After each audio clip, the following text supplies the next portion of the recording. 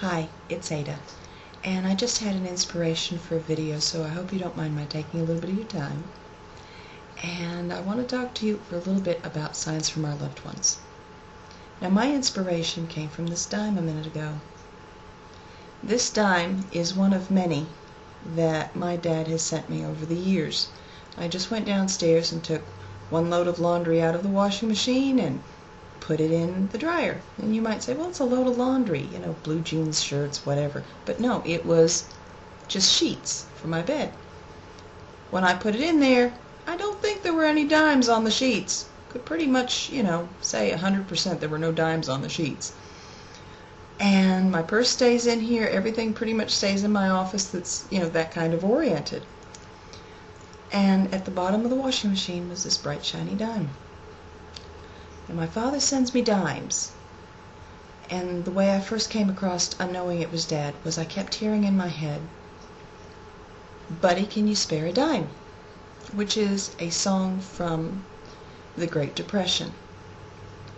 It was sung by a number of different people, and it would fit with my father, who had to leave school and support his family during the Great Depression because it was really hard on them.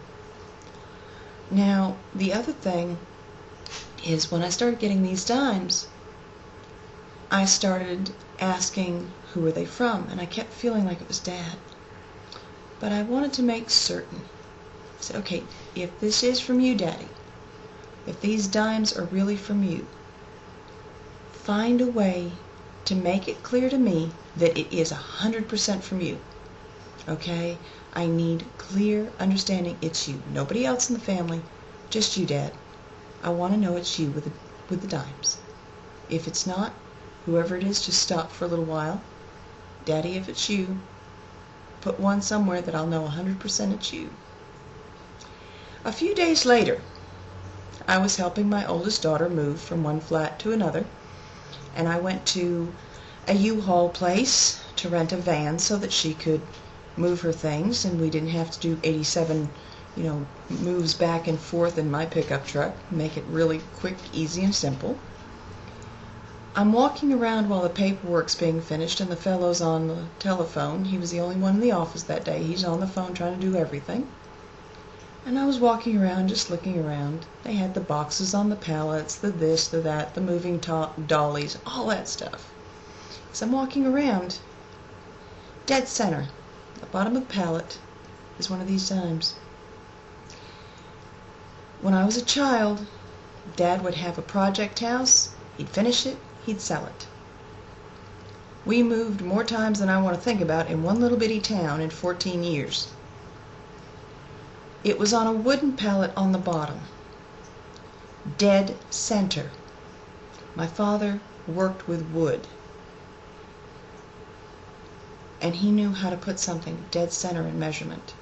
You would have had to get a ruler out to measure the differences in millimeters or just the smallest bit you could measure with a good ruler to tell that wasn't dead center exactly on all dimensions where that pallet was.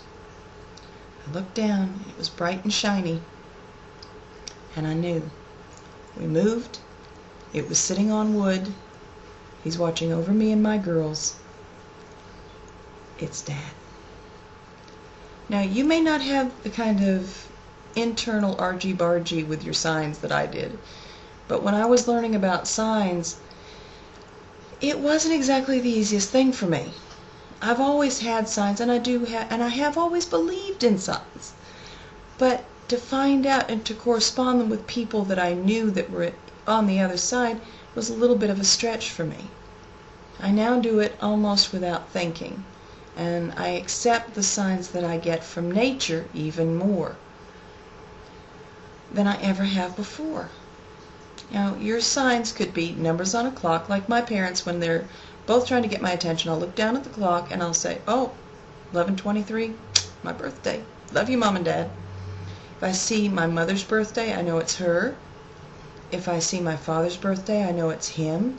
There's something I need to pay attention to. Dad wants me to listen.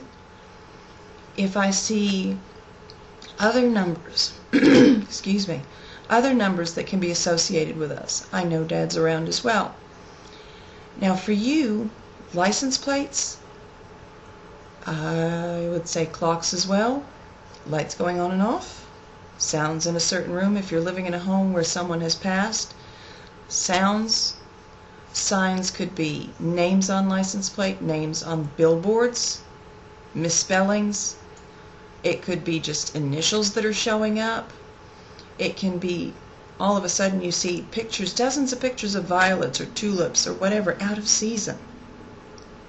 These are all signs. A wonderful girlfriend of mine, every time she thinks of her mom and her mom's thinking of her back, she gets cardinals. And cardinals really weren't that prevalent in her area, but she sees a cardinal. And I think that's just awesome. So it can be anything that's special to you and to the person that's passed. Don't ever doubt that it's them. They try very hard to get our attention, and sometimes somebody like me has to tell you about the importance of a dime and that sign just to get the ball rolling so you know. I hope you understand a little bit better about signs. This is just really general and skims the top, and it can be anything and everything really. If you've got any questions, please feel free to contact me, Ada Mae at naturallistening.com. My website, of course, is naturallistening.com, and I have a Facebook page that is Natural Listening with Psychic Medium Ada Mae Brown. And I thank you so much for watching this. You try and have a beautiful evening or a great day whenever it is you get to see this. And thanks again. Blessings, and bye-bye.